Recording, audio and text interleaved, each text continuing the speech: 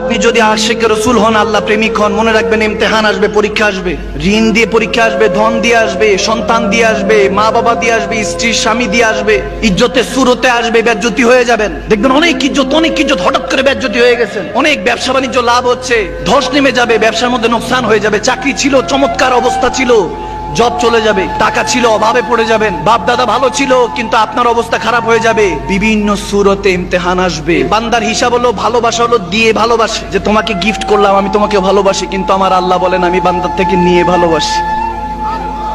আওয়াজ দেয় না? সুবহানাল্লাহ বলবেন না? নিয়ে ভালোবাসি। দেখি বান্দা ইমতিহান নিতে ধৈর্য ধরতে পারি কিনা। সব সময় আল্লাহর হিসাব বান্দা খেয়ালে রাখবেন। এই খেয়ালে যদি না রাখেন, কখনোই হিসাব বুঝে আসবে না। আমি একটা মিসালান হাদিসে বুখারী বলছি, বুখারী শরীফ হাদিস। হযরতে কাব বিন মালিক রাদিয়াল্লাহু তাআলা একদিন আমার নবীজির কাছে এসে বলতেছে, ইয়া রাসূলুল্লাহ, আপনাকে অনেক ভালোবাসি।